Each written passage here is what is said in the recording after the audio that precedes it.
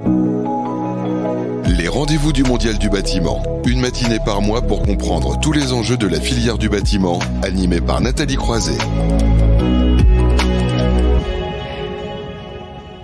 Bonjour à vous toutes et vous tous, je suis ravie de vous retrouver pour ce rendez-vous du Mondial du bâtiment en live depuis les studios de Bâti Radio. C'est la 4e émission. Alors comme vous le savez, le Mondial du bâtiment aura lieu en octobre 2022, l'an prochain, du 3 au 6 octobre précisément. Mais les organisateurs, un RID Exposition, la FISB et Uniclimat estiment important de continuer à vous informer. C'est pourquoi Batimat, Idéobain et Interclimat vous proposent une émission en live tous les premiers vendredis du mois jusqu'en décembre afin de décrypter tous les enjeux et les grandes tendances du bâtiment, de la construction et de l'architecture.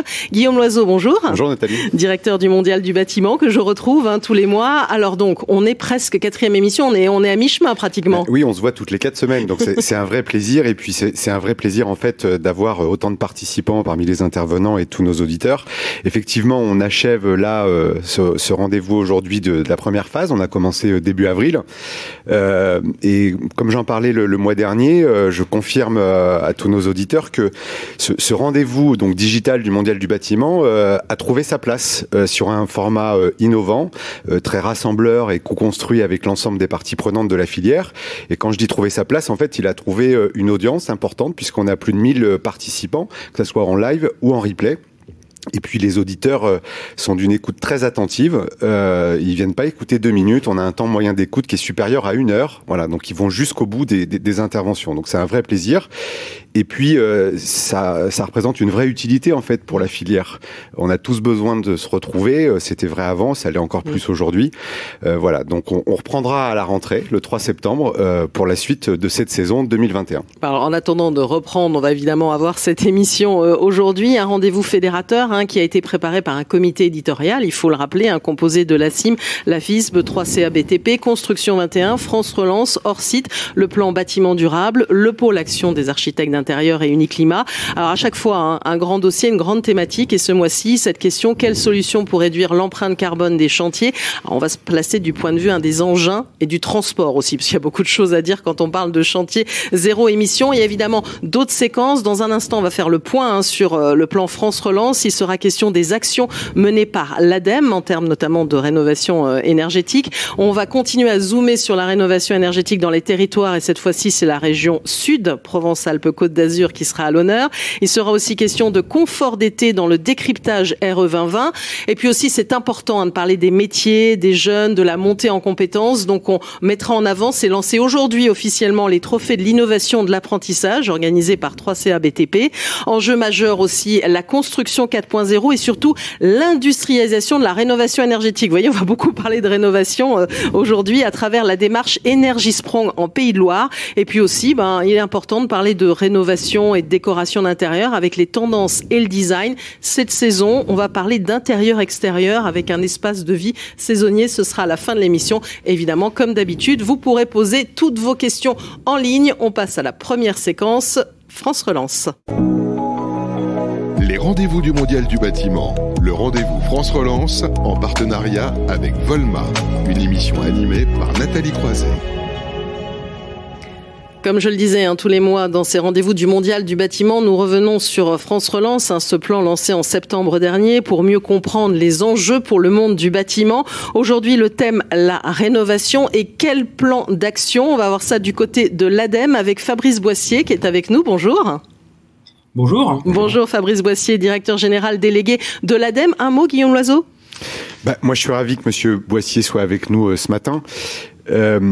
Parce que l'ADEME représente pour tous les professionnels de la filière du bâtiment celui qui éclaire et qui conduit le véhicule de la transformation du secteur. Voilà, vous représentez bien évidemment les pouvoirs publics qui fixent des caps, des grandes trajectoires, et vous conduisez le véhicule en adéquation avec cette trajectoire, et vous avez un rôle en fait qui consiste à être celui qui embarque toute la filière, qui accompagne, qui supporte, etc., etc. Donc c'est extrêmement important en fait d'avoir votre éclairage, votre vision, et puis le comment, en fait, comment vous allez le faire. Et là, sur un grand sujet, parce que vous en portez très nombreux, sur la décarbonation de la société d'une manière générale. Mais le sujet qui passionne beaucoup de gens, c'est le plan de rénovation énergétique des bâtiments. Alors, on va y arriver dans un instant, mais puisque vous avez parlé de décarbonation, Guillaume Loison, on va aussi en parler avec Fabrice Boissier. Peut-être rappeler quand même dans ce plan France Relance qu'il y a quand même des grandes ambitions de réduction des émissions carbone aussi. C'est la base de ce plan aussi, hein. Oui, tout à fait. Le plan France Relance, c'est le plan de 100 milliards d'euros de la France pour sortir de la crise sanitaire avec 3 grands enjeux. La compétitivité de la France, la cohésion pour tous nos concitoyens et l'écologie. Et donc l'écologie, c'est quand même 30 milliards d'euros parmi les 100 milliards pour faire de la France une nation bas carbone, réduire nos émissions de gaz à effet de serre de 40% en 2030.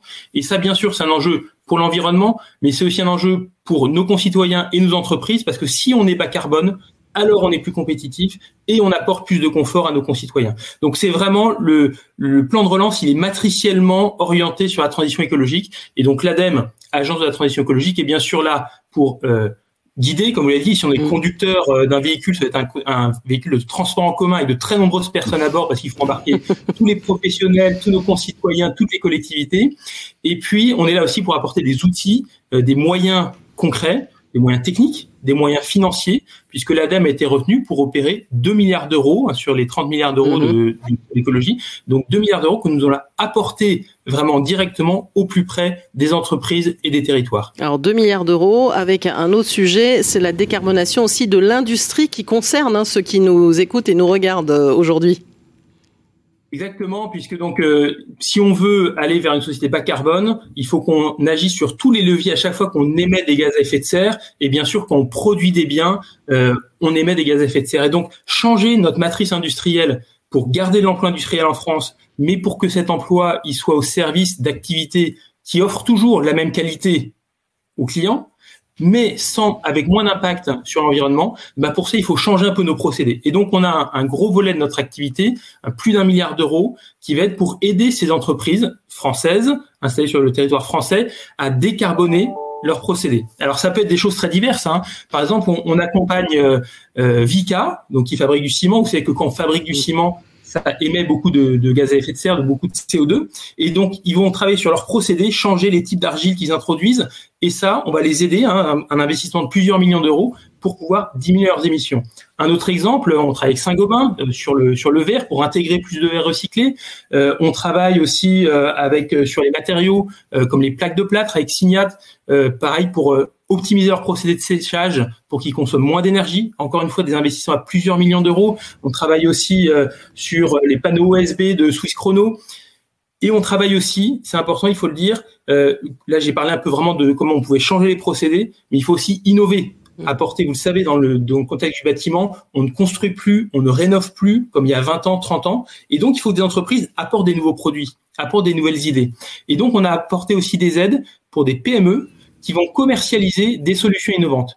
Un exemple, la société Vieille Matériaux, qui fabrique du béton de chanvre, on les accompagne pour industrialiser et commercialiser cette solution de béton de chanvre avec une aide de 100 000 euros pour lancer leurs nouveaux produits. Voilà, c'est un exemple parmi d'autres. Et pour vous montrer qu'on est présent à tous les niveaux de la chaîne de production dans le secteur de la filière du bâtiment, dans les grosses entreprises sur les matériaux, dans les PME qui vont apporter des nouveaux produits qui vont permettre de changer un peu ces modes de construction.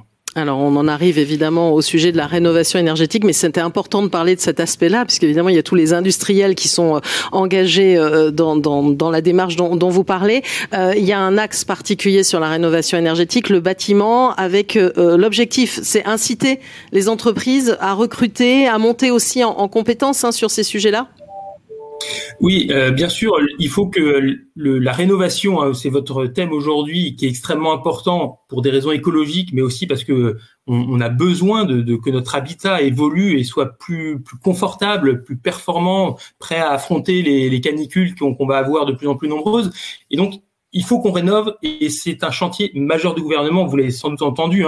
Il y a un engagement du gouvernement avec des axes, des priorités fortes et puis des objectifs à 2030 de disparition des passoires thermiques, d'apporter des moyens aussi pour que nos concitoyens puissent investir dans la rénovation. Et donc ça ne va marcher que si on marche sur deux pieds.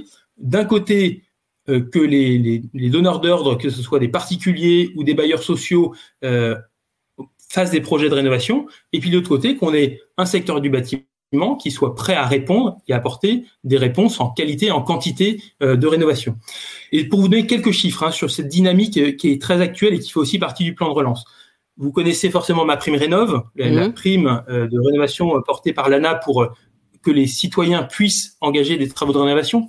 300 000 dossiers déposés déjà depuis le début de l'année 2021 à MaPrimeRénov'. C'est-à-dire qu'on est sur donc ça veut dire qu'il y a une accélération. Vous voulez dire qu'il y a une accélération parce que souvent on a dit que la rénovation énergétique c'était un petit peu le serpent de mer, qu'on en parle depuis longtemps. Là on sent véritablement que c'est un levier, que ça accélère. C'est ça, Fabrice Boissier? Ça accélère très clairement. Donc je vous donne le nombre de dossiers déposés. En face, le gouvernement met des moyens beaucoup plus importants. Ils avaient prévu 1,5 milliard d'euros, on passe à 2,4 milliards d'euros d'aide. Donc vous imaginez les investissements que ça représente derrière. Et puis depuis janvier, MaPrimeRénov' est aussi accessible aux copropriétés.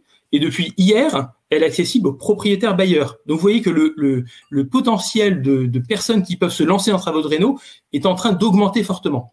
Et pour accompagner, parce que l'argent ne fait pas tout, il faut aussi que nos concitoyens soient informés. Et donc là, c'est le rôle de l'ADEME qui anime avec les collectivités les espaces conseils faire. On a plus de 1000 conseillers sur tout le territoire qui sont là pour apporter un conseil, une information neutre et gratuite aux gens qui veulent se lancer dans la rénovation, les orienter sur ces travaux. Donc plus de 1000 conseillers, alors qu'ils étaient 700 il y a un an. Là aussi, un investissement de la puissance publique pour augmenter l'accompagnement. Et si vous avez suivi un peu les discussions sur la loi climat-résilience, vous savez qu'il est question de mettre en place des accompagnateurs réno, donc un nouveau métier. C'était dans la mission Sichel, c'est ça. Voilà, les suites de la mission Sichel. Et donc ces accompagnateurs rénovation, c'est aussi un formidable levier pour accompagner nos concitoyens, donc faciliter le passage à l'action, et puis ensuite se lancer dans des projets qui soient plus cohérents, qui soient de meilleure qualité et qui apportent plus de valeur à la fin. Donc on a vraiment tout ce dispositif qui fait que du côté de la demande de rénovation, on est vraiment sur quelque chose qui est on est sur un boom. Voilà. Oui, donc il faut évidemment accompagner les artisans dans cette démarche-là. C'est ce que vous faites. Ceux, pourquoi pas, qui sont en reconversion, les demandeurs d'emploi aussi, puisqu'il va y avoir une demande forte. Alors voilà, une demande forte. Je vous l'ai dit, vous avez compris que c'est fort cette année et ça va pas durer que cette année. On est parti sur 10 ans. Voilà, c'est un des grands chantiers de la France, la rénovation. Et donc, nos entreprises, il faut qu'elles soient au rendez-vous et qu'elles se positionnent sur ce créneau-là. Pour ça, il faut continuer ce qui a déjà été largement entamé par la filière, c'est monter en compétences sur les travaux de rénovation. C'est le secteur d'avenir. On va toujours avoir besoin de construire, mais de plus en plus de rénover. Donc, les entreprises doivent se positionner de plus en plus sur la rénovation. Le label RGE qu'on connaît bien. Il faut qu'elles recrutent aussi parce qu'on va avoir besoin de bras, de gens compétents pour travailler. Et puis du côté des jeunes ou des gens en reconversion, il faut se lancer dans ce secteur de la rénovation des bâtiments. J'entendais ce matin à la radio une grande campagne de communication qui démarre sur les métiers de l'agriculture, parce que c'est un secteur d'avenir, effectivement, mais la filière du bâtiment, c'est un secteur d'avenir et c'est un secteur qui est un porteur de sens. Quand on va apporter du confort à nos concitoyens dans leur logement, c'est vraiment une vocation. Tous les gens qui nous écoutent le savent. On est dans le bâtiment par passion, et on est dans le bâtiment aussi parce qu'on vient apporter un service à la société. Et ce qui est intéressant, c'est que vous servez des outils, des médias, vous parlez de la radio, vous servez du web aussi pour attirer les plus jeunes vers ces métiers-là. C'est aussi l'un des outils développés par l'ADEME. Ah oui, alors on va faire feu de tout bois dans toutes les directions. C'est-à-dire on va travailler avec les entreprises, j'ai dit, pour qu'elles montent en compétences et qu'elles se mettent en visibilité pour qu'elles recrutent. Et puis on va travailler vers les futurs salariés pour qu'ils aillent vers les métiers du bâtiment. Alors pour ce qui concerne les entreprises, on va leur donner un peu on va monter des kits de communication, on va être présent sur les salons. On sera bien sûr au Mondial du bâtiment pour apporter un peu la preuve de tout ce qui peut se faire sur la rénovation. On va apporter des contenus de formation dire aussi qu'il y a beaucoup de formations qui existent et il faut que les gens s'en emparent. On va apporter au travers de partenariats médias, on va pouvoir agir aussi pour mobiliser. Et puis on va bien sûr être sur les réseaux sociaux. Alors il faut toucher les jeunes, donc on va être sur TikTok, sur Instagram, on va aussi bien sûr sur Facebook. Et à chaque fois, on va pousser donc les enjeux de la rénovation, tous les moyens que met l'État pour accompagner cette rénovation, et puis les moyens qui sont à disposition des entreprises pour qu'elles montent en compétences et qu'elles développent leur activité. Et bien sûr, les campagnes médias, ça passe aussi par des campagnes dans la presse pour inciter à se former, les sites internet et bien sûr qui sont maintenant aussi vous savez, sur internet on trouve de tout. Mais on trouve de tout et c'est tellement foisonnant qu'on ne trouve pas forcément ce qu'on veut chercher. Et donc là, avec les sites faire.gouv.fr, le site de la rénovation, on va aussi alimenter les professionnels pour qu'ils trouvent tous leurs outils de formation, de ressources, pour pouvoir aussi avancer. Et puis enfin, on va essayer de lancer une grande dynamique. Je parlais de l'importance d'attirer les jeunes vers les métiers du bâtiment. Et là, on va lancer une action un peu musclée sur un modèle de web TV qu'on va monter avec le 3CA BTP et Batimat pour essayer de mettre en valeur des jeunes qui se lancent dans le bâtiment, des jeunes alors qui peuvent être de tous les métiers du bâtiment. Ça peut être des plaquistes, des électriciens, mais montrer que quand on se lance dans ce métier-là, c'est des compétences. C'est une passion, c'est un parcours professionnel, donner envie à d'autres jeunes de s'engager. Et donc, on va être vraiment sur le modèle un peu de ce qui peut se faire sur Top Chef dans le métier culinaire. Voilà, il faut vraiment donner envie à tout le grand public pour que le bâtiment, ça soit le métier d'avenir. Bon alors, Guillaume Loiseau, là, ça va dire vous buvez du petit lait. Oui, je vais répondre ça ou en fait, je sais pas quoi dire. Mais si, en fait, j'ai très envie de m'exprimer. Monsieur Boissier a complètement raison, en fait. Ces 10 dernières années, on parlait beaucoup de comment les acteurs, publics et privés, créent les conditions pour que ce marché décolle sur la fiscalité, l'accompagnement, la complexité des parcours clients, etc. Tous ces sujets-là sont pas terminés en termes de résolution, mais sont en cours. Et chaque année, il y a de plus en plus de choses. Et je crois objectivement qu'il n'y a jamais eu autant de mesures financières ou de dispositifs d'accompagnement sur ces sujets qu'aujourd'hui. Donc ces sujets-là sont en cours. Et là où Monsieur Boissier a complètement raison, c'est que le prochain défi collectif, c'est celui de l'attractivité de la filière. Il va falloir expliquer aux gens, aux jeunes et aux moins jeunes qui ont envie d'un autre projet professionnel, c'est des métiers qui font du bien. Ils permettent du développement professionnel, ils permettent d'être bien rémunérés, bien sûr, mais ils font du bien aux gens, à la société. Et quel rôle noble, stratégique, positif, on peut employer tous les mots qu'on veut, que de devenir professionnel du bâtiment demain et d'être un parmi tous ceux qui vont agir au quotidien pour répondre aux défis climatiques de la France en faisant des travaux de rénovation énergétique pour faire du bien aux gens et leur redonner un peu de reste à vivre ou de pouvoir d'achat. Donc c'est un terme un peu simple, une formule un peu simple, mais qui pour moi est forte, c'est des beaux métiers. Et c'est ça qu'il va falloir expliquer pour convaincre. Et on a entendu de la part de Monsieur Boissier et toutes les équipes de l'ADEME portent ces sujets-là. Un foisonnement de dispositifs à venir dans les mois qui viennent et l'année prochaine pour porter en fait cette communication ultra positive dans la société. Voilà. Et moi, je suis ravi d'être associé à ces réflexions, de les accompagner et de mettre à disposition pour amplifier un peu à notre échelle tous ces sujets-là. Un mot de conclusion en 30 secondes, Fabrice Boissier. Oui, voilà pour vous dire que l'ADEME, on va essayer d'être aux côtés des acteurs du bâtiment, que ce soit les industriels, les professionnels ou les jeunes qui s'engagent.